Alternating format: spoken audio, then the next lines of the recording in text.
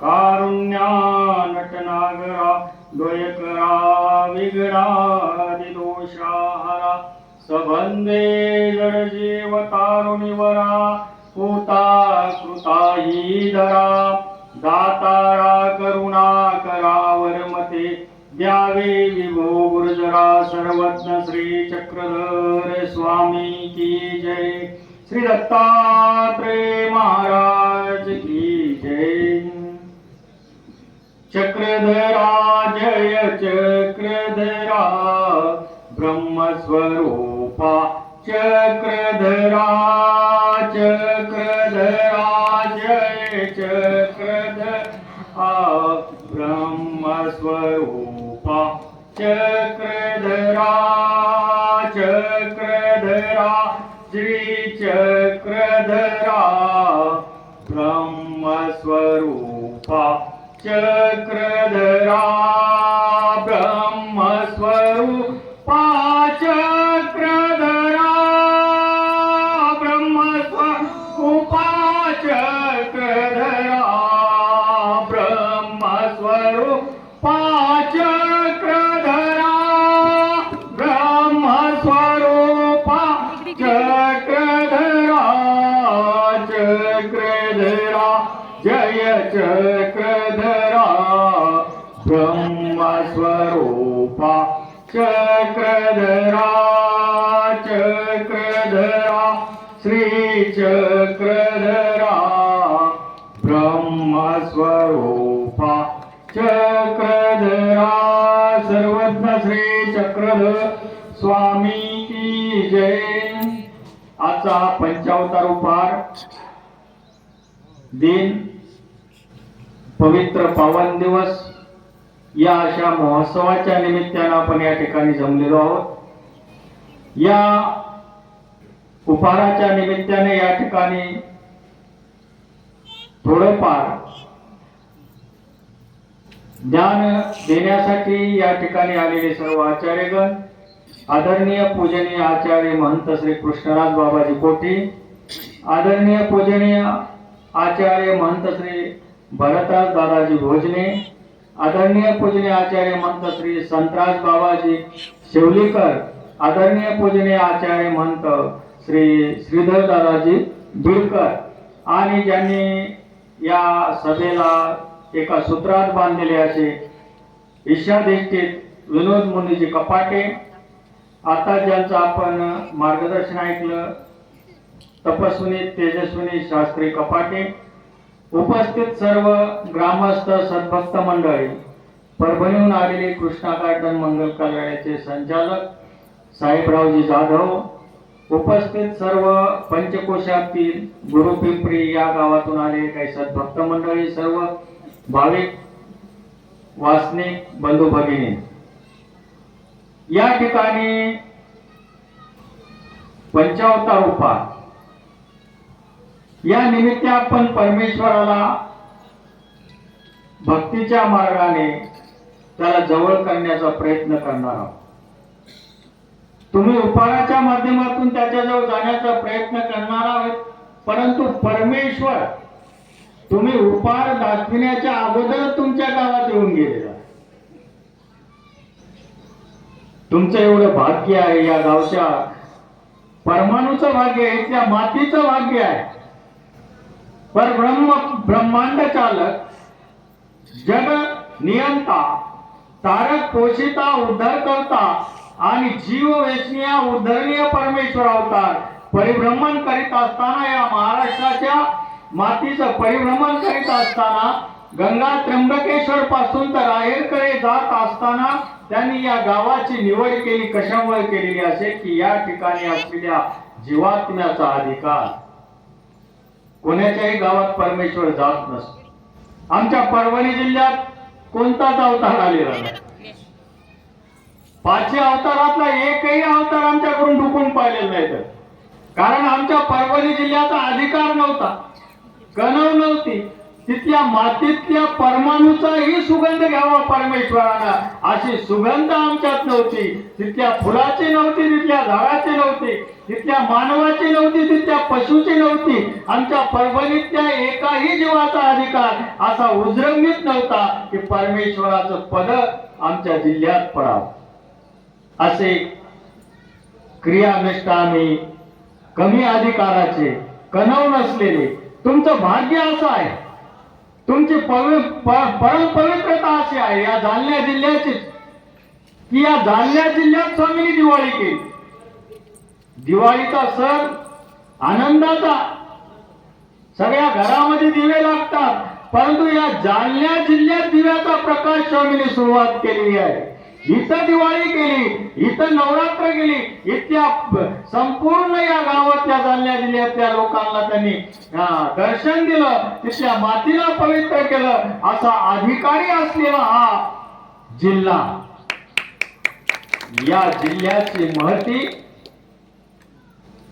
तुम्ही उपार दाखविल्याने तर जवळच येईल, परंतु तुम्ही उपार न दाखविता परमेश्वराला तुम्ही ओढून आणलेला आहे. या गावात परमेश्वरी तर ओढून आला. आमच्या जिल्ह्यामध्ये परमेश्वर आलेला नाही. एक शांताबाईचा स्वामीजवळ अनुसरली, शांताबाईचे दुःख स्वामीने निवारण केलं, परंतु शांताबाईचा असला भेटण्यासाठी देव आलेले नाही, तर शांताबाईला तिकडे ओढून घेतला औरंगाबादचे पैठणला, वेरूळला तिचं दर्शन झालं. जरी ती परभणी जिल्ह्यातली होती तरी सुद्धा तिला स्वामींनी दर्शन कुठं दिलं? वेरूळला. म्हणजे असा आमच्या जिल्ह्याचा अधिकारच कमी. तुमचं भाग्य आहे या गावाचं. या ठिकाणी ब्रह्मगिरी सारखा उंच असा पवित्र पर्वत आहे, त्या पर्वताला स्वामींनी पवित्र केलेला. ही परम पवित्रता निर्माण करण्याचं सामर्थ्य एका जन्मात नसतं मनुष्य, एका जन्मात होत नाही. गीता सांगते प्रयत्नादत्य मानस्तु योगी सम शुद्ध किल्विषम अनेक जन्म संसिद्धी तपोयांती परमगती. गीता म्हणते की तुला एका जन्मात काही भेटत नाही. अर्जुनाला श्रीकृष्ण भगवान म्हणतात तुझं माझी जी भेट झालेली आहे, दर्शन झालेलं आहे, ते एका जन्माचं फलित नाही, एका जन्माचं पुण्य नाही, एका जन्माचं गाठोडं नाही. अनेक जन्म संसिद्धी तपो यांती परमगती. अनेक जन्माची पुण्याई आहे, अनेक जन्माची योग्यता आहे आणि अनेक जन्माचं जे गाठूड शिदोरी तर आता बंद झालेली आहे. पहिली शिदोरीची किंमत होती. गावाला जात असताना सुना असतील, आई असेल तर आपल्या मुलाला, आपल्या पतीला शिदोरी करून द्यायची. जा म्हणे भाकर खा, कुठं पाणी प्या. आता शिदोरी गरज नाही, कारण जागोजागी धाबे झाले, हॉटेल झाले, म्हणून शिदोरीची आवश्यकता आता लोक विसरून गेले. परंतु अनेक जन्माची शिदोरी असते. या शिदोरीचं जर आपण नुकसान केलं, ही शिदोरी जर विसरलो आपण, तर आपल्या जीवनाची शिदोरी आपल्याला घडीता येणार नाही. म्हणून बाहेर खाल्ल्यापेक्षा घरचं जर जे शिदोरीचं आपण तयार केलेलं खाल्लं, तर ती प्रेम, ती आपुलकी, ती आवडी आपल्या कुटुंबात निर्माण होते. त्या अन्नातून ती आवडी असते. कशातून असते?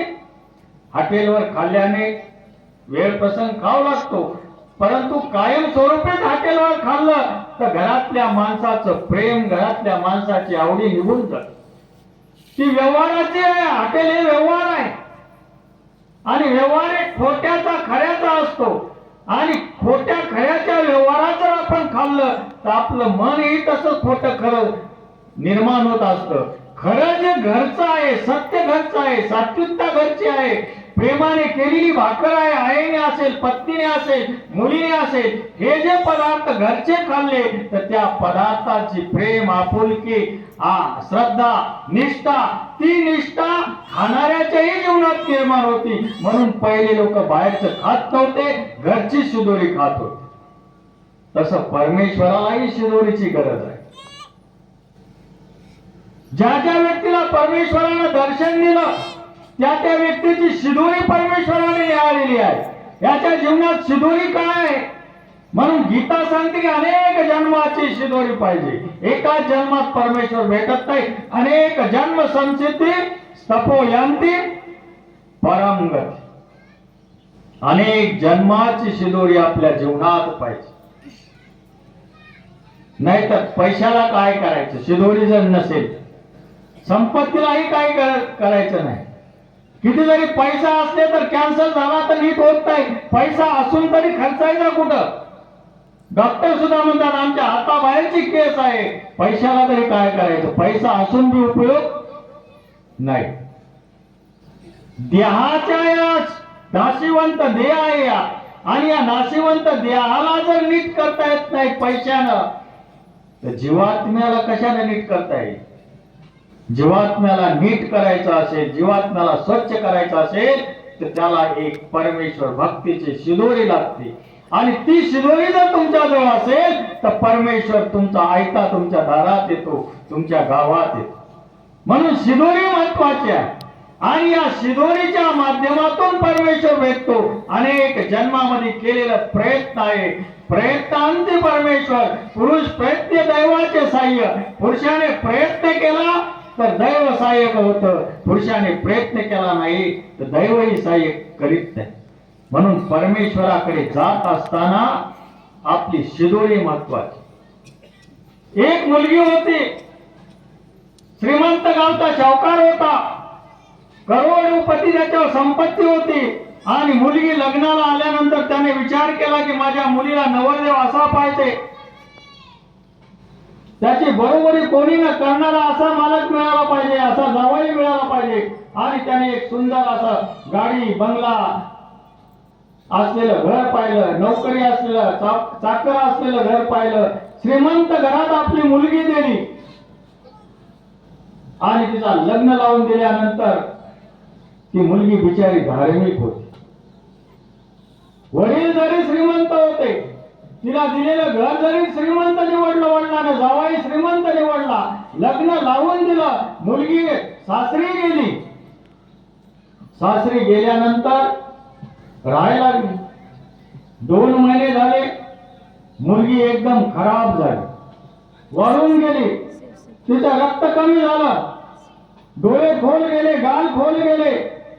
वडील मुलीला भेटायसाठी गेले, मुलीची अवस्था बघितली, दुःखीस्त अवस्था बघितली. वडिलांना विचार केला, मी तर इतकं श्रीमंत घरी बघून दिलं, जिथं खायला कमी नाही, प्यायला कमी नाही, गाडी आहे, बंगला आहे, घोडी आहे, बगीचा आहे, फूल आहे, सगळं आहे, परंतु माझी मुलगी इतकी खराब का झाली. हिचे हाड मांस आटून गेलं, हाड दिसायला लागले. मुलीला विचारलं, बेटा तुला काय झालं वडिलांना. मुलीने उत्तर दिलं वडिलाला, पिताजी मैं तो इस घर में बासी खा रही हूं और भूखी सो रही हूं. मुलीने वडिलाला उत्तर दिलं, पिताजी मैं इस घर में बासी खा रही हूं आणि भूखी सोती हूं. म्हणे या घरात तुम्ही एवढं वैभव बघून तुम्ही जे घर मला दिलं, जावई असा श्रीमंत बघून दिला, मी तर या घरी शिळ खाते आणि उपाशी झोपते. म्हणे वडिलाला राग आला, पित्याची मया जागृत झाली. मुलीची अवस्था पाहिली, सासऱ्याजवळ गेले, सासूजवळ गेले त्या मुलीच्या, आणि मुली विचारायला लागले, माझ्या मुलीला तुम्ही शिळ खाऊ घालता आणि उपाशी झोपायला होता. सासू सासरे बी चक्कंबित झाले. इथं तर खायला बदाम आहे, काजू आहे, पिस्ता आहे, फळ आहे, फुल आहे, सगळं आहे, गाडी आहे, झोपायला माडी आहे, आणि मुलगी सुनबाई असं का आमची बदनामी करायली. जावयाला बोलून घेतलं, जावयाला विचारलं, आपल्या इथं कशाची कमी आहे का. कशाचीच कमी नाही, झाडायला, पुसायला, फरशी यायला पुसायला सुद्धा बाय आहेत, भांडे घासायला बाय आहेत, आणि ही मुलगी सुनबाई आमची अशी अपकीर्ती का करायली. ही तर म्हणाली बासी खारी हो और भूकी सोळी हो. मुलीला विचारलं, बोलून घेतलं, मुलीला बोलून घेतलं, आणि बोलून घेतल्यानंतर म्हणले, सुनबाई असं का आमची अपकीर्ती करायली. तू म्हणाली बासी खारी हो और भूकी सोरी हो. सुनबाई धार्मिक होती, धार्मिक विचाराचे होते. तिच्या मनामध्ये परम पवित्रता होती. ती मुलगी म्हणायला लागली, पिताजी तुम्ही जर हे गाडी बंगला घोडी मला बघून दिलं, हे तर सगळं काय आहे? बासी आहे. हे सगळं शिळ आहे. हे माझ्या कर्माने मिळालेलं आहे. हे शिळ आहे. आणि भुकी सोयी उपाशी झोपायली म्हणजे पुढच्यासाठी काय आहे म्हणे आमच्या जीवनात? या घरात नुसतं खायला प्यायला गाडी बंगला फिरायला मनोरंजन पैसा याच्यातच आहे ते अष्टभोगात. परंतु या घरामध्ये ना सत्संग है, ना कोण ईश्वर की भक्ति है, ना स्मरण है, ना दान है, ना तप है, ना साधु है, ना कोई ईश्वर की आराधना है. इस घर में क्या है? आगे के लिए क्या हमारे जीवन? इसलिए हम भूखे सो रहे हो इस घर. हम भूखे आगे के लिए. ये तो जो मिला है हमारे कर्म से मिला है. ये जो आया है हमारे कर्म से आया वाला है. लेकिन आगे के लिए, हमारे आगे के रास्ते के लिए हमारे पास क्या सिदोरी है? ये सिदोरी चाहिए सबके जीवन. म्हणून गीता सांगते की अनेक जन्म संचिती तपो यंती परमगती. प्रयत्न दत्ते मानस्तु योगी सम शुद्ध केलविषम. अनेक जन्माची शिदोरी पाहिजे. हे जे तुम्हाला आता गाडी मिळाली असेल, शेत मिळालं असेल, हे तुमच्या कर्माचं आहे. परंतु या कर्मातून मुक्त झाल्यानंतर, हे कर्म भोगल्यानंतर तुम्हाला पुढच्या जीवनासाठी तुमच्याजवळ काय आहे याचाही विचार माणसाने केला. 12वी झाल्यानंतर मुलाला कुठं ऍडमिशन घ्यायचं पुढच्या जीवनाचा विचार करतात माणसं. त्याच्या शिदोरीचा विचार करतात. इंजिनियरला जायचं का, मेडिकलला जायचंय, सीएला जायचंय, त्याचा आपण विचार करतो. शैक्षणिक क्षेत्राचा, देहापुरत्या शिक्षणाचा, मग या देहात असलेल्या जीवात्म्याच्या शिक्षणाचाही विचार केला पाहिजे. देहात असलेल्या जीवात्म्याची पवित्रता, देहात असलेल्या जीवात्म्याची योग्यता ज्या गोष्टीने निर्माण होईल त्या गोष्टीची शिदोरी महत्वाची आहे. जोपर्यंत शिदोरी तुमच्याजवळ पुढच्या प्रवासाची नसेल तर पुढचा प्रवासही तुमचा सुखरूप होणार. म्हणून प्रवास करीत असताना आपण आधीच रोड बघतो, गाडी चांगली बघतो, ड्रायव्हर चांगला बघतो, ज्या ठिकाणी सुरक्षित आपल्याला नेता येईल अशा प्रकारची प्रवासाची तयारी करतो. पाण्याची बाटली सोबत घेतो, अशा प्रकारचा गोळ्या सोबत घेतो. ही प्रवासाची जशी आपण काळजी घेतो या देहाच्या, तसे जीवनाच्या जीवन प्रवासासाठी जीवाची सुद्धा काळजी घेतली पाहिजे. म्हणून जीवाची काळजी घेण्यासाठी चक्र स्वामींनी या महाराष्ट्रामध्ये परिभ्रमण केले. इतका परम पवित्रता या मातेची इतकी आहे की इथं परमेश्वराचे कृपा आणि प्रसन्नता या ठिकाणी निक्षेपलेली आहे. परमेश्वर कुठेही कृपा प्रसन्नता निक्षेप करीत नाही. अव्यक्त मंताची प्रसन्नता परमेश्वर या ठिकाणी निक्षेप करतात आणि मग संबंध देतात. असं हे संबंध असलेलं पवित्र असलेलं गाव या ठिकाणी स्वामींनी अवस्थान केलेलं आहे. या ठिकाणी येऊन या गावचं उपाड खाल्लेला आहे. या गावची शिदोरी खाल्लेली आहे. इथं पूर्ववैजनाचा प्रेमाचा अधिकार घडलेला आहे. प्रत्येक मनुष्याला या ठिकाणी यावं, दर्शन घ्यावं. हजारो दुरून भारताचे लोक या परम पवित्र पदस्पर्श झालेल्या भूमीचं दर्शन घेण्यासाठी येतात. तुम्ही तर या गावचे धन्यच आहात. तुम्हाला रोजच या ठिकाणी दर्शन होत. परमेश्वराच्या पदस्पर्शाने पवित्र झालेला हा मातीचा कण तुमच्या जीवनालाही पवित्र करणार. म्हणून या स्थानाचं वंदन केलं पाहिजे. स्थान दर्शन केवढी दंडोत घालीले, दिसता क्षणी दंडोत घातला पाहिजे. दंडोत घातल्याने आपल्या कर्माचा नाश होतो. जे काही 84 लाख येऊन आहे त्या 84 लाख येऊन मुक्त व्हायचं असेल तर सकाळच्या पाये माझे दंडवत, सगळ्याच्या पायात दंडवत केला पाहिजे. घरातल्या व्यक्तीपासून तर परमेश्वरापर्यंत दंडवत घालीत केलं. आमची दंडवताची प्रथाच बंद झाली. नमस्कार आले, गुड मॉर्निंग आलं, आहे ना. आणि आता तेही बंद झालं. आता नुसतं हाय हाय राहील. हाय हाय म्हणतात गाडीवरूनच बस बोलतात. कार्य आरे हाय म्हणजे काय? कार्य आरेची संस्कृती सुरू झाली. याने पवित्रता होणार नाही. कार्य आरेने हाय आणि बाईने पवित्रता निर्माण होणार नाही. त्याच्यात काही नम्रता नाही. त्याच्यात काही तुमची श्रद्धा नाही. श्रद्धा कशात आहे? दंडवत आहे, वाकण्यात आहे, डोकं खाली टेकविण्यात श्रद्धा आहे. आणि या श्रद्धेचा स्वीकार परमेश्वर करतो. श्रद्धावान लभते ज्ञानम तत्परम सयतेंद्रिय. श्रद्धा जर असेल तर ज्ञान तुम्हाला प्राप्त होईल. आणि जोपर्यंत श्रद्धा नसेल तर तुम्ही परमेश्वरापर्यंत येऊ बी शकणार नाही. आणि परमेश्वराकडे जर येणार नाही तर त्यांच्या अधिकांना ज्ञानी या लोकांकडे कसं जाऊ शकतात? परमेश्वराकडे जायचं असेल तर या संत साधूचं दर्शन घेतलं पाहिजे. आणि या संत साधूचं दर्शन घेण्यासाठी आधी तुम्हाला तुमच्या घरातल्या आई वडिलांचं दर्शन घ्यावं लागेल.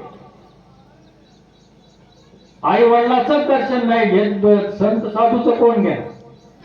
आधी आई वडिलांचं दर्शन घेतलं पाहिजे. उठल्या उठल्या पुत्राने वडिलांच्या पाया पडलं पाहिजे. सुनबाईने सासू सासऱ्याच्या पाया पडलं पाहिजे. आणि मग स्नान करून देवाकडे आलं पाहिजे. देवाकडे येत असताना भेटलेल्या संतांचं दर्शन तुम्हाला पवित्र करणार आहे, ईश्वराकडे नेणार आहे. परमेश्वराचे साधक आहेत, परमेश्वराची साधना हे करणारे आहेत. यांच्या स्मरणात सामर्थ्य आहे, यांच्या चर्येत सामर्थ्य आहे, यांच्या बोलण्यात सामर्थ्य आहे, यांच्या दृष्टीत सामर्थ्य आहे. ही दृष्टी तुमच्यावर पडली तया ज्ञानियाचे दर्शने पापा होती पुरश्चरणे. तयाचा अवेर न करावा कवने भलतेच नवंता. या ज्ञानियाच्या दर्शनाने तुमचे पाप नाहीसे होणार आहे. तुम्हाला वाटलं असेल बाबा आमचेच आहे, आमच्या गावचे आहेत, रोजच भेटतात, काय दंडवत करावं. परंतु क्षणाक्षणाला दंडवत केला पाहिजे. क्षणाक्षणाला जसा सूर्याचा प्रकाश परिवर्तन होतो तशा प्रकार जीवनातही क्षणाक्षणाला परिवर्तन घडलं पाहिजे. परिवर्तनातून तुम्हाला परमेश्वर भेटत असतो. तुम्ही क्षणाक्षणाला जे तरी बाबा दिसले तरी दंडवत नम्रतेने केला पाहिजे. स्थान दिसलं की दुरून तरी दंडवत केला पाहिजे. अशा प्रकारची परम पवित्रता जर स्वीकार केली तर परमेश्वर तुमच्या उपहाराचा स्वीकार करतो. उपहार म्हणजे काय? उप हा उपसर्ग जवळीके वाचक आहे. उप हा उपसर्ग जवळ जाण्यावाचक आहे. त्याच्या जवळ जाण्याचा जो आहार आहे परमेश्वराच्या, तो आपल्यात निर्माण व्हावा. मग तो आहार कोणता? भक्तीचा आहार, वैराग्याचा आहार, ज्ञानाचा आहार, श्रद्धेचा आहार, आपुलकीचा आहार, प्रीतीचा आहार. हे आहार त्याच्याकडे घेऊन जाईल. पदार्थाने काही परमेश्वर भेटत नाही. उपहारामध्ये 56 भोग आहेत, 56 पदार्थ आहेत. मोग उपहार आहे, परंतु श्रद्धा नसेल तर काय कामात? श्रद्धा नसेल तर का? भाई देवाचे उष्टे बोर स्वामीने खाल्ले. भाईदेव नावाचा एक मुलगा होता, बोराच्या झाडाखाली गेला. बोर पडलेले होते आणि गोड गोड जे बोर होते ते चाकून बघायचा आणि आपल्या बाहेर टाकायचा, खिशात टाकायचा. आंबट फेकून द्यायचा, गोड गोड चाकून बघायचा, गोड लागले की आपल्या बाईत भरायचा.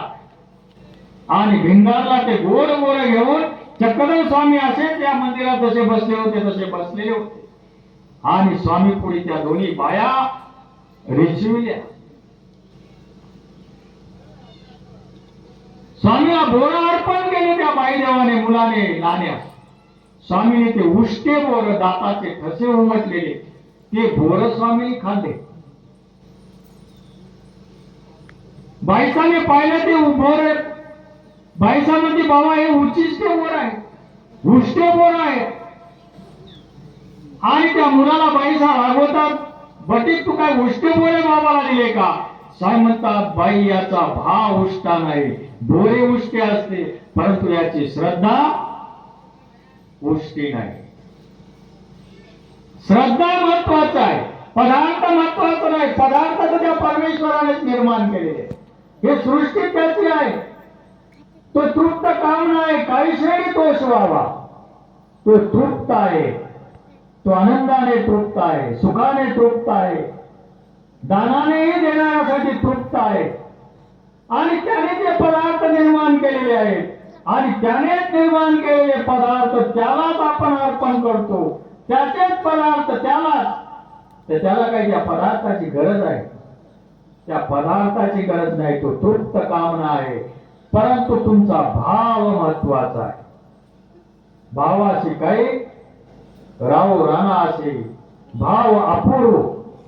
असा जर अपूर्व भाव तुमचा असेल, मग तो श्रीमंत असो का एखादा गरीब असो, त्याचा भाव जर अपूर्व असेल तर त्या भावाचा स्वीकार परमेश्वर या पदार्थाच्या माध्यमातून करीत असतो. पदार्थ तर त्याचे आहे, तृप्त काम नाही, त्याला काही खायची गरज नाही, प्यायची गरज नाही. परंतु या पदार्थाच्या निमित्ताने, त्या वस्त्राच्या निमित्ताने, त्या सूर्याच्या निमित्ताने, त्या फुलाच्या निमित्तानं, त्या अगरबत्तीच्या निमित्तानं, त्या आरतीच्या निमित्तानं, त्या फळाच्या निमित्ताने परमेश्वर तुमचा भाव बघत असतो. त्याचा भाव कसा आहे? म्हणून आपण परमेश्वराकडे जात असताना आपला भाव जर चांगला नसेल तर आपण सुगंधित फुलं घेऊन जातो, है ना? सुगंधित अगरबत्ती घेऊन जातो.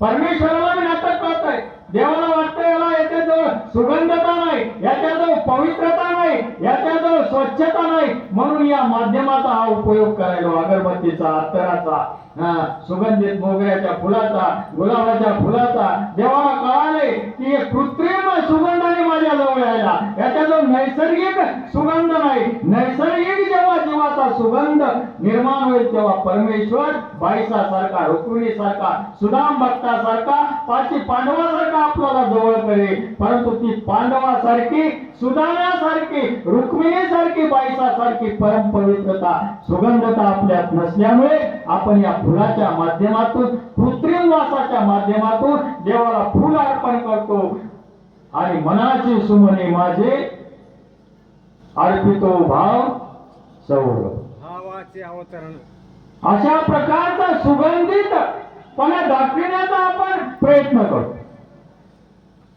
फुलामध्ये जी सुगंधता आहे, ती सुगंधता फुलाच्या माध्यमातून आपण परमेश्वराला अर्पण करण्याचं जे नाटक करतो, ती सुगंधता आपल्या जीवन प्रवासात झाली पाहिजे, आपल्या जीवनात झाला पाहिजे. हा खरा उपाय आहे, हा खरा हार आहे. एक एक फुलाचा माळ तयार करून आपण हार करतो. मग ही कशासाठी? की या फुलासारखी माळीचा सुगंध माझ्या द्या. अनेक सत्संगाच्या माध्यमातून अनेक परमेश्वराच्या भक्तीचा हार आपल्या जीवनात निर्माण व्हावा आणि तो परमेश्वराला अर्पण करावा. उदबत्ती दाखवतो आपण सुगंधित, आहे ना? उदबत्ती इतका जवळ येतो, इतका धूप दाखवतो परमेश्वराला की त्या परमेश्वरावर असलेले जे गलप आहेत ते सुद्धा आपल्याला छिद्र पडतात, जाळून जातात. इतकं जवळ जातो त्या उदबत्ती. देवाला वाटतं असं उदबत्ती तुझ्यापेक्षा चांगली आहे मानवापेक्षा, माणसापेक्षा उदबत्ती चांगली आहे. उदबत्ती राहते किती? 6 इंची. परंतु परमेश्वरापर्यंत जाण्याच्या प्रवास त्या उदबत्तीच्या माध्यमातून आपण करतो. आपण तर किती 3.5, आपल्या हाताने 3.5 हात लांब आहेत, म्हणजे 6 फूट आहे, रुंद 2 फूट. परंतु उदबत्ती सारखं परमेश्वरापर्यंत जाता येत नाही. उदबत्ती सारखी परम पवित्रता, सुगंधता आपल्यात निर्माण आपल्याला होता येत नाही. उदबत्ती जळते, परंतु त्या सगळ्या परिसराला सुगंधित करते, मंदिराला सुगंधित करते. येणाऱ्या माणसालाही तिचा सुगंध पाहून समाधान वाटते. ती जळते स्वतःसाठी, जळून जळून राख होती, परंतु परिसराला सुगंध करते, गावाला सुगंधित. मग आपण नुसतं त्या उदबत्तीला जाळतो, परंतु उदबत्ती काय सांगते हिच्याकडे आपलं लक्षच नसतं. नुसतं उदबत्तीला जाळीत राहतो. ती जळायली कशासाठी, ती झिजायली कशासाठी, याचा कधी विचार केला का उदबत्तीचा माणूस? त्या फुलाचा कधी विचार केला की आपण एवढे फुलं आतापर्यंत लाखो रुपयाचे रांगोळ काढतो परमेश्वरासाठी, ही रांगोळ तरी कशासाठी काढतो आपण? त्या रांगोळीतली भावना काय याचा आपण विचार करीत नाही. कारण फक्त देखावा, डिजिटल भक्ती झाली आहे. बॅनर लावतो सगळीकडे, परंतु लावण्याचे मोठेपणा आहे तो कशात आहे ते आपल्या लक्षात येते. म्हणून उदबत्तीचा जो प्रवास आहे सुगंधिताचा, तो सुगंधितेची शिदोरी आपल्या जीवनात होण्यासाठी ती उदबत्ती आहे. ती जळाली तरी माणसं तिचा उपयोग करतात. उदबत्तीचा जळाली तरी करतात उपयोग. जळून जळून राख होती, परंतु ती झालेली राख सुद्धा माणसं देवापुढची अंगारा म्हणून आपल्या पोटाला लावतात, डोक्याला लावतात, गळ्याला लावतात, छातीला लावतात. माणसाला निरोगी करतो तो अंगारा जळालेल्या उदबत्तीचा. आहे ना? जळालेली राग झालेली उदबत्ती सुद्धा माणसाला आरोग्य प्रदान करते. इतकं सामर्थ्य त्या उदबत्तीला परमेश्वराच्या माध्यमातून आले. कोणाच्या माध्यमातून? परमेश्वर. मग त्या उदबत्ती सारखं जर आपण जळालं खरंच, तर आपण सुद्धा परमेश्वरा जवळ जाऊ शकतो. उदबत्ती जितकी जवळ जाते तितकं सुद्धा आपण जवळ जाऊ शकत नाही परमेश्वर. का? तर ते जळण्याचं सामर्थ्य आपल्या. आम्हाला जळता येत नाही, आम्ही जळतो. आमचं जळणं दुसरंच असतं. आम्हाला जळता येत नाही त्या उदबत्ती सारखं, त्या आरती सारखं आम्हाला जळता येत नाही. आम्हाला जळता येत दुसऱ्याच्या वैभवात,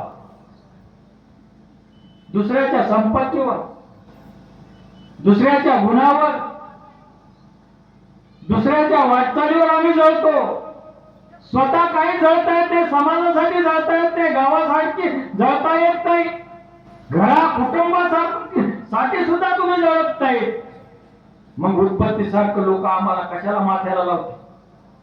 आम्हाला समाजासाठी जळताच येत नाही. आम्हाला जळता येत नाही म्हणून तर गावाच्या बाहेर येऊन आम्हाला जळतात मेल्यानंतर. ज्या गावात जन्मलो तिथंही आम्हाला जळत नाही. का जळत नाही? भेटतात लोक, कधी समाजासाठी जळला नाही. याला समाजासाठी कधी जळता आलं नाही माणसाला. समाजाची कधी सेवा केली नाही, घरासाठी जळता आलं नाही, गावासाठी नाही, देशासाठी नाही. अहो, जो देशासाठी पाकिस्तानच्या बांधीवर जळालेत आपल्या देशासाठी, त्यांना लोक डोक्यावर घ्यायले, त्यांची राख पवित्र समजायले. का? देशासाठी ते जळाले. मग देशासाठीही जळता येत नाही आपल्याला, गावासाठीही जळता येत नाही. म्हणून तर आपल्याला गावाच्या बाहेर नेऊन जाळत नसतील. हे गावासाठी कधीच जळला नाही, याला गावाच्याच बाहेर जाऊ. गावाच्या बाहेर तर जाळतात, परंतु ती राख सुद्धा गावात ठेवत नाही. लांब नेऊन टाका म्हणतात गंगेत. हे गावाच्या काही कामाचाच नाही. मग गावाच्या कामी पडायचं असेल, समाजाच्या कामी पडायचं असेल, ईश्वराच्या धर्माच्या कामी पडायचं असेल, तर तुम्हाला उदबत्तीचा प्रवास लक्षात घ्यावा. उदबत्ती सारखं जळावं लागतं. आपण जळत असताना आपल्याला त्रास होत असेल उदबत्तीला, परंतु तिला अभिमान स्वाभिमान वाटत असेल की मी समाजासाठी जळते, देवापासून जळते, देवाच्या मंदिरात जळते मी. आपणही आपल्या जीवनाचा प्रवास करीत असताना असं म्हणलं पाहिजे, देवा माझा क्षण क्षण तुझ्या पायरीपाशी जळत जावा, तुझ्या पायरीपाशी माझा भक्तीचा स्वीकार करावा, तुझ्या पायरी पुढे माझं डोकं नतमस्तक व्हावं. अशा सुगंधित विचाराने जर परमेश्वराकडे तुम्ही गेलात तर तुमच्या उपाराचाही परमेश्वर स्वीकार. उपार काय खात नाही का परमेश्वर? अहो, चक्रधर स्वामींनी दुरून आंबा खाल्ला, दुरून आंबे खाल्ले. लांब असं टोपल्यात ठेवलेला आंबा स्वामींनी खाल्ला. त्या भक्ताचा तेवढा अधिकार, त्या भक्ताची कणव, त्याची श्रद्धा, त्याचा स्वामींनी स्पर्श न करता सुद्धा आंबा ग्रहण केला, तर मग आपला का खाणार नाही? स्वामी या गावात येऊन या ठिकाणी भिक्षान्न खाल्लं, पाणी पात्र खाल्लं. या ठिकाणी स्वामीला वायनाळे विनंती करायला आले रामसगावला, चला म्हणून. स्वामी त्यांच्या विनंतीला मान देऊन इथून स्वामीचा प्रवास रावसगावला गेला. भाटी पळून इथं आले स्वामी या आयरमलच्या डोंगरावर. असा या भक्तांचा प्रवास, भक्त घडविण्याचा आणि ज्याच्या ठिकाणी भक्ती आहे त्याच गावाचा प्रवास स्वामींनी निवडला. अर्थात ते परमेश्वर वाढो वाढी दिवस. जिथं अर्थ आहे तिथं परमेश्वर वाड्या वाड्या जाऊन त्याचा शोध घेतात, त्याला दर्शन देतात. तुमच्या ठिकाणी अर्थवंत होती या गावची, भाग्य होत. त्या भाग्यामुळे 800 वर्षाची परंपरा या ठिकाणी, 800 वर्षाचा प्रवास झालेला आहे या गावचा. आणि हे गाव हिंदुस्थानच्या इतिहासामध्ये अजरामर आहे. इथला कण कण हिंदुस्थानच्या इतिहासामध्ये नोंद आहे. या ठिकाणी परब्रह्म परमेश्वर अवतार आलेले आहेत आणि इथं राहिलेले आहेत. इथं हजारो भाविक येणारे, दर्शन घेऊन आपली पवित्रता वाढणारे स्थान आहे. आयरमलची अपूर्व शोभा आहे. जसं ब्रह्मगिरी सारखे, ब्रह्मगिरी म्हणजे ब्रह्म्याचं ठिकाण आहे, ब्रह्म्याचा पर्वत आहे. तसंच हे सुद्धा ब्रह्म्याचं ठिकाण आहे. परब्रह्म परमेश्वर या ठिकाणी येऊन बसले, अशा प्रकारचे हे परम पवित्र ठिकाण आहे. इतक्या ठिकाणी रोज गेलं पाहिजे, रोज दर्शन घेतलं पाहिजे. आपलं कण कण पवित्र करणारं ठिकाण आहे. आणि या ठिकाणाच्या ठिकाणी या पंचावताराच्या माध्यमातून तुम्ही त्या परमेश्वराला एक भक्तीचा अंश पुन्हा वाढवण्याचा प्रयत्न करीत आहात. हा तर खरा परमेश्वर भक्तीचा उपाय आहे. म्हणून हे 56 भोगाचे पदार्थ, याला 56 भोग म्हणतात. काय 56 भोग? 56 भोगाची प्रथा ही जी आहे, ही प्रथा द्वापर युगापासून आलेली आहे. 56 भोगाची प्रथा. श्रीकृष्ण भगवंताने गोवर्धन पर्वत उचलला. श्रीकृष्ण भगवंताने गोवर्धन पर्वत उचलला. इंद्र परीक्षा पाहू लागला. 7 अहोरात्र मुसळधार चारी सोंडाने, अशा हत्तीच्या सोंड्यासारख्या, चारी सोंड्यासारखा पाऊस त्या ठिकाणी पडत होता. आणि इंद्र परीक्षा पाहू लागला श्रीकृष्ण भगवंताची. श्रीकृष्ण भगवंत म्हणले, चला गोवर्धन पर्वताखाली चला. आणि सगळे त्या ठिकाणी आले. गोवर्धन पर्वत उचलला आणि 7 अहोरात्र त्या गोवर्धन पर्वताच्या खाली श्रीकृष्ण भगवंत अवघ गोकुळ राहिलं. 7 अहोरात्र. किती? 7 अहोरात्र. 7 अहोरात्र उपाशी होते श्रीकृष्ण भगवान, गोकुळ सगळेच गावकरी मंडळ. आणि मग 7 अहोरात्र झाल्यानंतर इंद्र थकला, श्रीकृष्णाला शरण आला. श्रीकृष्णा तूच खरा परमेश्वर आहे, माझं तर पद हे क्षीण आहे. ते पुण्य मासाते सुरेंद्र लोक मश्यंती दिव्यान दिवदेव भोगान तेथून भुक्त्वा स्वर्ग लोकमिशंते क्षीणे पुण्य मर्त लोकमिशन. हे इंद्राचं पद कसं आहे? श्रीकृष्ण भगवान म्हणतात, पुण्य संपलं की क्षीण होणार आहे. आणि क्षीण झालं पुण्य, संपलं पुण्य की पुन्हा मृत्यूलोकात लोटून देणार आहे. असं हे इंद्राचं पद आहे. आणि तो इंद्र श्रीकृष्णाला शरण आला, म्हणे मी थकलो, तूच खरा परमेश्वर आहे. आणि मग गोवर्धन पर्वत खाली ठेवला, पाऊस बंद झाला आणि 7 अहोरात्र श्रीकृष्ण उपाशी होते. श्रीकृष्ण भगवंताला रोज यशोदा माता 8 वेळेस जेवू घालायची. किती वेळेस? 8 वेळा. श्रीकृष्ण भगवंत बालक होते, रोज 8 वेळेस खाऊ घालायची यशोदा माता. कधी लोणी खाऊ घालीत होती, कधी दही, कधी लाडू, कधी करंजी, कधी अनारसे, असं रोज 8 वेळा श्रीकृष्ण भगवंताला थोडं लेकरं जास्त खात नसतात म्हणून मातेला माहित असतं लेकराला भूक लागते, कधी पापडच देते, कधी शेंगुळच देते, कधी चॉकलेटच देते. अशा प्रकारचं यशोदा ही माता श्रीकृष्णाला सांभाळत असताना रोज 8 वेळेस खाऊ घालीत होते. आणि 8 वेळेस खाऊ घालत असताना ती आता विचार करायला लागली की श्रीकृष्ण भगवंत माझे 7 दिवस उपाशी आहेत. किती दिवस? 7 दिवस पर्वत हातावर धरलेला होता करंगोळी. आता 7 दिवस श्रीकृष्ण उपासी, सवंगडी उपासी. आता 7 दिवसाचं अन्न यांना खाऊ घालायचं. 7 8 56 पदार्थ आणावं लागतं. किती पदार्थ?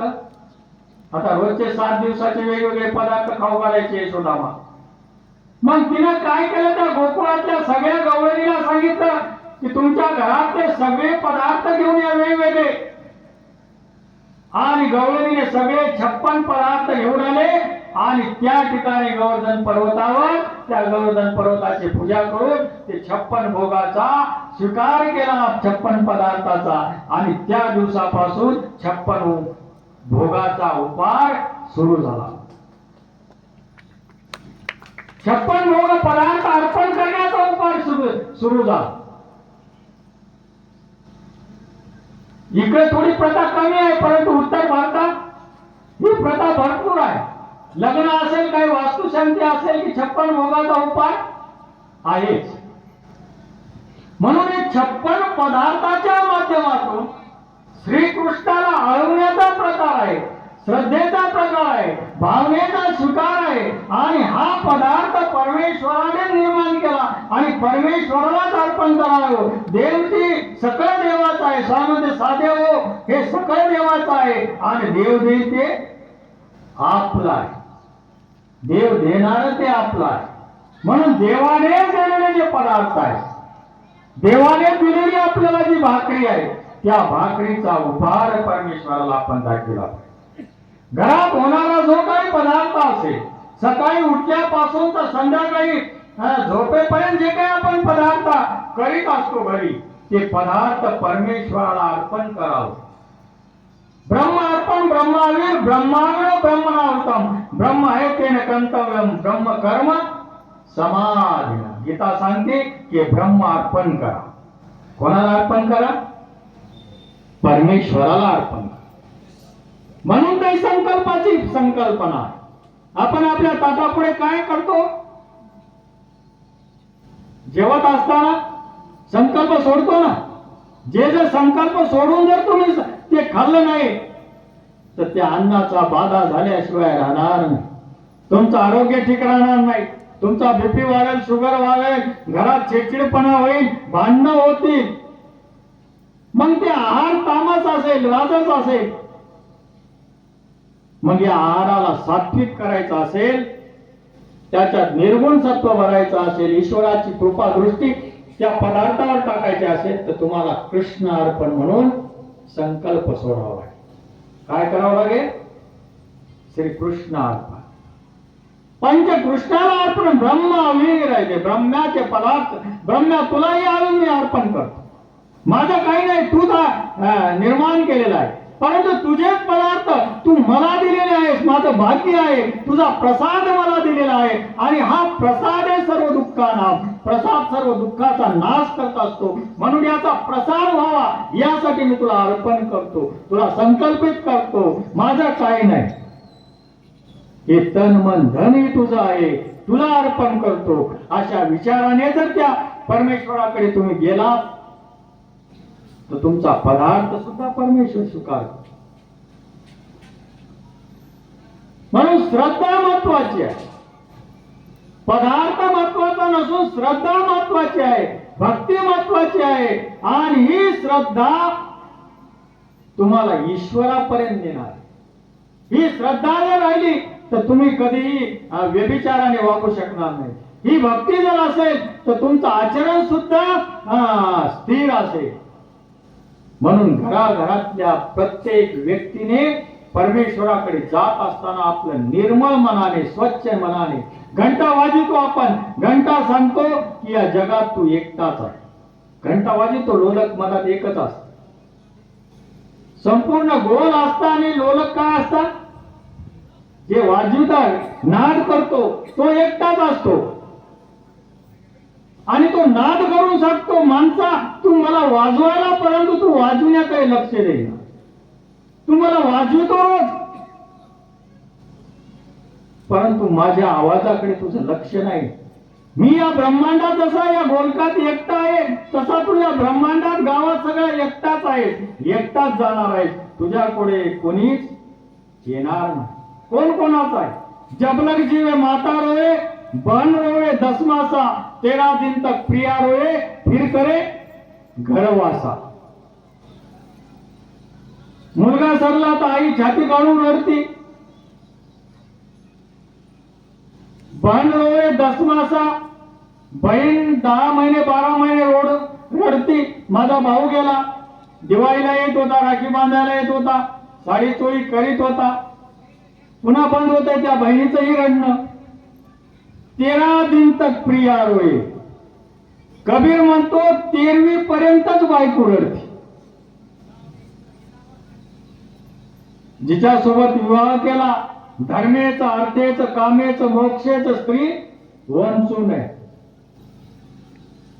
ज्या आई वडिलांनी कन्यादान करून धर्मासाठी, कर्मासाठी, मोक्षासाठी आणि पैशासाठी त्या स्त्रीचं अर्पण केलं, कन्यादान केलं, ती सुद्धा पत्नी 13 दिन तक प्रिया रोए, फिर करे घरवासा.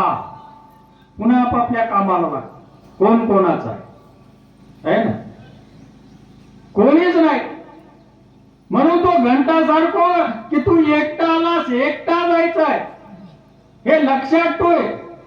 परंतु माणसं नुसतं घंटा वाजतात, परंतु त्याच्याकडे लक्ष देत नाही. तू नाद कशाचा करायला?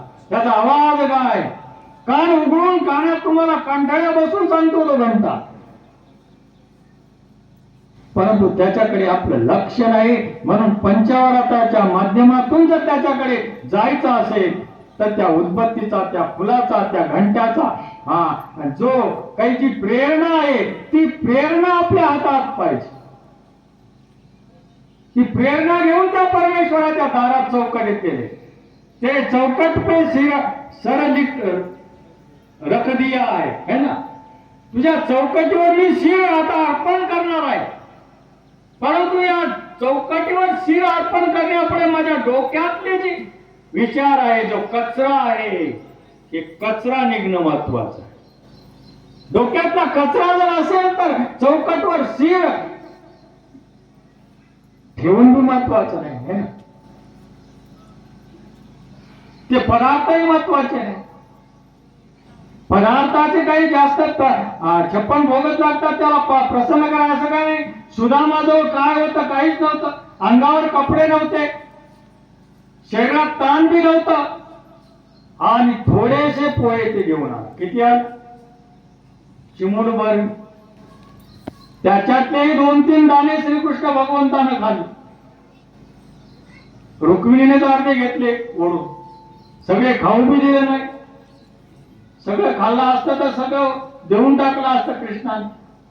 रुक्मिणीला वाटलं आता स्त्रिया जरा संकोचित विचाराच्या असतात, स्त्रियाला वाटलं आता श्रीकृष्ण भगवान सगळेच देऊन टाकतील. थोड्याशा पोयाने श्रीकृष्ण भगवंताने त्याला सुदान नगरीची काय सुवर्णाची नगरी केली आणि आपलं पदही दिलं. ही श्रद्धा जर सुधारण्यासारखी, श्रीकृष्णाजवळ नेण्याची जर श्रद्धा असेल तर श्रीकृष्ण भगवंतही तुमच्या उपहाराचा स्वीकार करतो. दत्तात्रय प्रभू सारखा कोल्हापूरला भिक्षेला येण्याची जी ताकद त्या भार्गव कन्येमध्ये होती, ती ताकद आपल्याला सुद्धा निर्माण करावी. 4 युगापासून दत्तात्रय प्रभू कोल्हापूरला भिक्षेला जातात, पण त्या जीवाचा अधिकारही पाहिजे. परमेश्वर आपल्या गावात यावा भिक्षेला, अशी ताकद आपल्यात निर्माण झाली पाहिजे. ही ताकद उपहाराच्या माध्यमातून आपण निर्माण केली. चक्रपाणी महाराजांसारखे ब्राह्मणाचं क्षस्त्र भोजन ज्या आवडीने चक्रपाणी महाराजाने स्वीकार करायचं होतं, त्या ब्राह्मणाची श्रद्धा पाहून, परंतु त्याचीही पत्नी त्याच्यात आडवा आली. ती म्हणे एकाच जर ब्राह्मणाने एवढं खाल्लं तर दुसऱ्या ब्राह्मणाला मी काय देऊ. यांनी जर 500 लोकांचा आहार खाल्ला चक्रपाणी महाराजाने, तर अनेक शस्त्र भोजन राहिलेलंच आहे, त्यांना मी काय वाढू? आणि तिने हात आखंड वाढायचा. चक्रपाणी महाराजाने ओळखलं की हिची श्रद्धा कमी झाली आणि चक्रपाणी महाराज उठले पात्रावरून. आणि तेव्हा त्या ब्राह्मणाने पत्रवाळ्या काढल्या तर 500 पात्र निघाले. किती? 500. आणि मग म्हणायला लागला पत्नीला, पापिनी पापिनी, तुझ्यामुळे माझं सहस्त्र भोजन अंतर. तू काय विचार केला म्हणे? ती म्हणे काय नाही विचार केला, यांनी जर 500 लोकांचं खाल्लं तर पुढच्या 1000 लोकांना मी काय वाढू? ती म्हणे अरे एक तर खरे परब्रह्म परमेश्वर आहे, यांच्या भोजनानं ब्रह्मांड भोजन घालण्याचं पुण्य लागतं. यांच्या भोजनात ब्रह्मांड परिखा निमंत्रण, अवघ्या ब्रह्मांडाला भोजन घालण्याचं सामर्थ्य यांच्या ठिकाणी आहे. तू माझं पुण्य अंतरलं. पापिनी पापिनी, तुझ्यामुळे माझा धर्म अंतरला. ही भावना जर आपल्यात असेल तर परमेश्वरी 500 भोजनाचा स्वीकार या पंचावताराच्या माध्यमातून करेल. श्री गोविंद प्रभूने सुद्धा उपाध्याचे आंबे खाल्ले. परसनायक आणि उपाध्याय श्री गोविंद प्रभूच्या भेटीला निघाले. चांगदेव हाताळ्यापर्यंत आले. तिथं आंब्याचं सीजन होतं आणि तिथं आंबे दिसते, पंक्ती चालू होत्या, ब्राह्मणाला जेवण चालू होते. आणि परसनायक म्हणायला लागले उपाध्याला, आपण इथंच थांबू, रोज पंक्ती चालू आहेत, बेस्ट आंबे खाऊ आणि मग गोविंद प्रभू बाबाच्या दर्शनाला जाऊ. उपाध्याय म्हणायला लागले, तुला आंबे खायचे तर खाय, मी माझ्या गोविंद प्रभूच्या दर्शनाला जाणार. आणि परसनायक तिथंच थांबले. उपाध्याने 5 आंबे घेतले आणि गोविंद प्रभूच्या दर्शनाला रुद्रपूरला आले. आणि गोविंद प्रभू तिथूनच वाट पाहिले, उपाध्याय येईल, आंबे आणील म्हणे, आंबे खावा म्हणे, आंबा गोड असे म्हणे. मेला आंबे आले म्हणे. आणि त्या उपाध्याच्या आंब्याचा स्वीकार गोविंद प्रभूने त्या ठिकाणी 5 आंबे खाल्ले. बघा, 5 आंबे.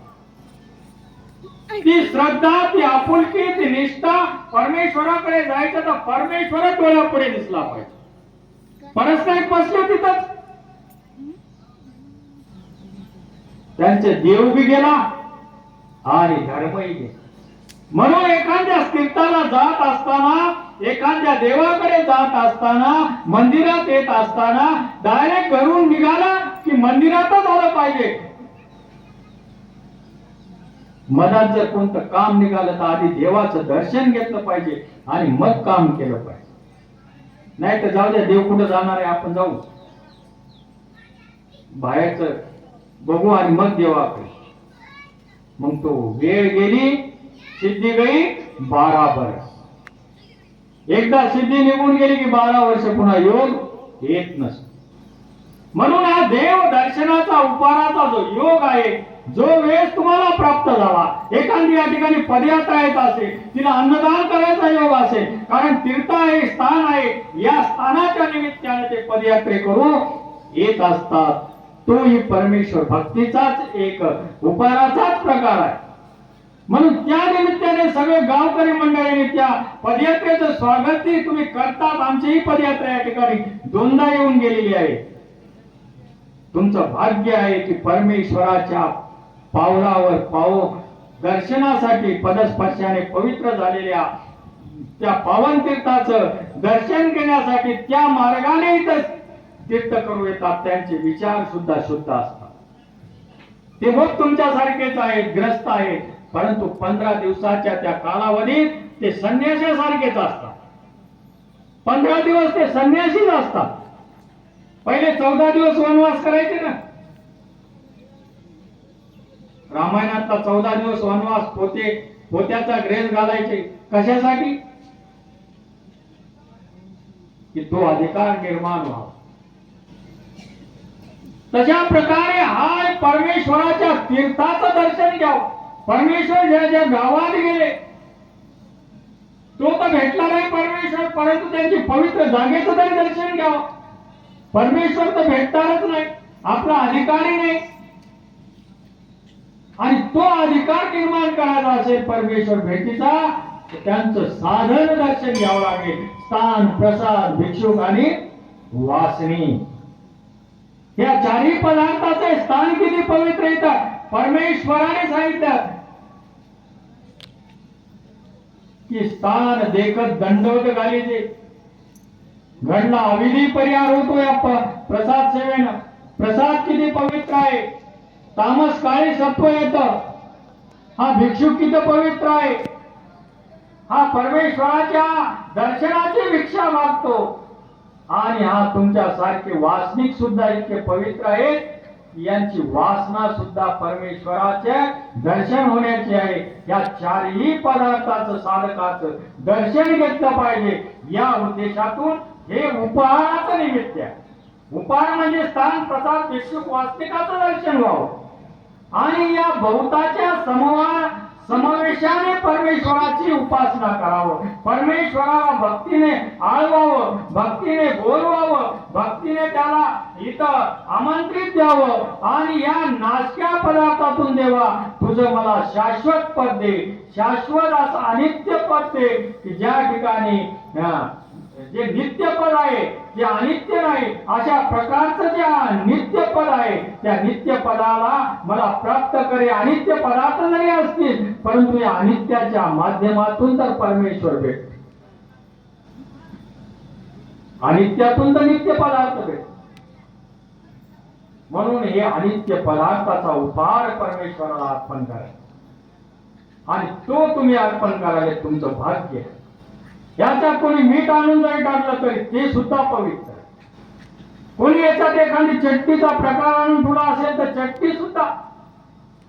श्री प्रभू बाबाची लिहा एखादा खाजे आणून टाकला असेल, गोळाला आणून टाकला असेल, हुरडा आणून टाकला असेल, कोणी चना आणून टाकला असेल, या संपूर्ण लीळा डोळ्यापुढे ठेवा, डोळ्यापुढे आठवावे. देवा ज्या ज्या भक्ताचे जे जे पदार्थ आहेत, बाई महादायसाचे धिरडे खाल्ले असतील, सुदामाचे पोहे, श्रद्धेचे जे काही असेल ते पत्र का असे ना, पान का असे ना, साधं रुक्मिणीच्या तराजू तुळशीचं पान टाकलं तर तराजू हल्ल्या गेला. तर ते श्रद्धेनं महत्वाचं आहे. रुक्मिणी औसाने श्रद्धेनं त्याच्यात पान टाकलं तराजून तर ती श्रद्धा पाहिजे. सत्यभामेने अनेक दागिने आणून टाकले, अनेक अलंकार आणून टाकले, सगळ्या शास्त्र 16,000 पत्तीचे दागिने टाकले त्या तराजूत, तरी तराजू हल्लं का? नाही हल्लं. परंतु रुक्मिणी औसाने फक्त काय टाकलं? एक पान टाकलं, ते तुळशी. चलता चलता तिला दिसलं झाड तुळशीचं, त्याचं तोडलं पान आणि ते कृष्णाला अर्पण केलं. कृष्णा माझं काहीच नाही, हे दागिने माझे नाही, माझे खरे दागिना तूच आहे. आणि पत्नीचा खरा दागिना कोणता असतो? पतीचा असतो. पती जोपर्यंत आहे तोपर्यंत पत्नीला किंमत आहे. तिच्या कपाळावरचं जे सौभाग्याचं जे नाणं असेल तर तो काय? पती आहे. म्हणून आपली अशी संस्कृती आहे की पती परमेश्वर, पत्नीचा कोण आहे? पती परमेश्वर मानले. आणि स्वामीने सांगितले की स्त्रियाला 5 गुरु. स्वामीने सुद्धा स्त्रियाचे कोणते गुरु सांगितले? 5 गुरु सांगितले. सासू, सासरा, माता, पिता आणि भरतार म्हणजे पती. या 5 जणांची आज्ञा पालन केली स्त्रीने तर तिला परमगुंठ सांगितलं. स्वामीने काय सांगितलं? परमगुंठ म्हणजे परमेश्वरापर्यंत तिचा अधिकार होतो. परंतु त्या स्त्रीने या 5 जणांची आज्ञा पाळली पाहिजे. कोणाची? आई वडिलाची. लग्न होईपर्यंत आई वडिलाची आज्ञा पाळावं, लग्न झाल्यानंतर सासू सासऱ्याची आज्ञा पाळावं आणि पतीची जन्मपर्यंत आज्ञा पाळावं. हे स्त्रीशी 5 गुरु सांगितले. काय सांगितले? 5 गुरु सांगितले. आणि नंतर मग आम्ही मग धर्मगुरु वेगळा. परंतु संसार जीवन व्यवस्थित जाण्यासाठी स्त्रियाला 5 गुरु सांगितले. तसं हे परमेश्वर माझा पती आहे. रुक्मिणी म्हणली देवा तू तर खरा परमेश्वर, ब्रह्मार्पण ब्रह्म, हे पत्र तुला मी अर्पण करते. आणि हे देह तर तुझंच आहे आणि तू माझा आहे, अशा उद्देशाने ते पत्र अर्पण केलं, श्रद्धेनं अर्पण केलं, आपुलकीनं अर्पण केलं. तराजू हल्लं, श्रीकृष्णाची तुला झाली. म्हणून तुम्ही हे विडा पदार्थ श्रद्धेने अर्पण करा, आवडीने अर्पण करा, प्रेमाने अर्पण करा. देवा तुझे ते अनित्य पदार्थ आहेत, परंतु मला नित्याकडे ने, शाश्वत पदाकडे ने, तुझ्या चिर शांतीकडे ने. या पदार्थाच्या माध्यमातून मला भजन पूजन स्वीकार कर. तुझ्या ज्ञानियाच्या ठिकाणी भजन घडू दे, संतांच्या ठिकाणी भजन घडू दे, वासनिकाच्या ठिकाणी भजन घडू दे आणि तुझा प्रेमाचा उपाय मला प्राप्त करू दे. अशा प्रकारची भावना या पंचावताराच्या माध्यमातून आपण करायला पाहिजे. आणि जोपर्यंत तुम्ही अशी भावना करणार नाही तोपर्यंत ते पदार्थ हे तुम्हाला गोमट देणार. म्हणून हा प्रवास महत्वाचा, हे प्रवास महत्वाचा आहे. आपले डोळे उघडले पाहिजे. आमचे डोळे आम्ही उघडत नाहीत, फक्त उपदेश करतो. काय करतो आम्ही? उपदेश करतो. परंतु आंधळ्याला उपदेश महत्वाचा नाही, आंधळ्याच्या आधी डोळे उघडले पाहिजे. काय उघडले पाहिजे? डोळे उघडले पाहिजे. स्वामी आंधळ्याचा हत्तीचा दृष्टांत दिला, रुंगण्याचा दिला. हत्ती आंधळे पाहायला आले, आंधळे हत्तीला पाहण्यासाठी त्याला दिसतच नाही, परंतु हत्ती कसा आहे चोंबाळून पाहू म्हणले आंधळे. आंधळ्याची युनियन लवकर होत असते आहे ना. समाजात ते आंधळे जास्त असतात म्हणून एकत्रित येत असतात, डोळ्यावाले येत नाहीत एकत्रित. म्हणून स्वामीने सुद्धा आंधळ्याची युनियन सांगितली हत्तीचा दृष्टांत देत असताना. आंधळे एकत्रित आले. आंधळे म्हणजे कोण? स्वामींनी दृष्टांत दिला. आंधळे आपणच. गावातले आंधळे असतात, देशात असतात आणि ते लवकर एकत्रित होतात आंधळे, त्यांचे डोळेच उघडत नाहीत. आणि अशा आंधळ्याला डोळे उघडण्यासाठी स्वामीने हत्तीचा दृष्टांत दिलेला. जात्यंत हत्ती पाव गेले, एके पाव देखील, एके पूस देखील, एके सोंड देखील, एके कानू देखील, एके पाठ देखील, एके पोट देखील. मग एकमेकांमध्ये विरोध. एकाने पाय पाहिला, शेपूट पाहिली, सोंड पाहिली, कान पाहिले, पोट पाहिला, पाठ पाहिली आणि मग एकामध्ये वार्ता करायला. अरे तो हत्ती पाहिला, सोंड पाहिला तो म्हणे हत्ती मुसळासारखा, पाय पाहिले तो हत्ती म्हणे खांबासारखा, शेपूट पाहिली तो म्हणे हत्ती खराट्यासारखा, पाठ पाहिली तो हत्ती म्हणे भिंतीसारखा, पोट पाहिला तो म्हणे हत्ती कोटयासारखा, कान पाहिलं तो म्हणे हत्ती सुपासारखा. एकमेकांमध्ये भांडणं करायला लागले. अरे तसा हत्ती नाही. मग त्याच्यामध्ये एक उपदेश डोळ्यात होतो. तो म्हणतो अरे हत्तीचा एक एक अवयव आहे, हा हत्ती नव्हे, ऐसा अवयव युक्त तो हत्ती. हा हत्तीचा एक एक अवयव आहे, हा हत्ती नाही. अशा सर्व अवयवाने युक्त हत्ती आहे. परंतु आंधळ्याला कुठं दिसणार? त्याला उपदेशाची गरज नव्हती आंधळ्याला, त्यांची डोळे उघडण्याची. उपदेश जरी दिला, हा हत्तीचा एक एक अवयव आहे, त्यांना अवयवच माहित नाही, तर त्यांना कळल कशा? म्हणून आंधळ्याची दृष्टी उघडणं महत्वाचं आहे. या दृष्टांतामध्ये आंधळ्याची दृष्टी स्वामी उघडलेली आहे की आंधळ्याची जोपर्यंत दृष्टी उघडणार नाही तोपर्यंत हत्तीचं दर्शन होणार नाही. इथं ब्रह्मवाद्याचं सांगणं ऐसा परमेश्वर सर्व शक्तियुक्त आहे. परमेश्वर कसा आहे?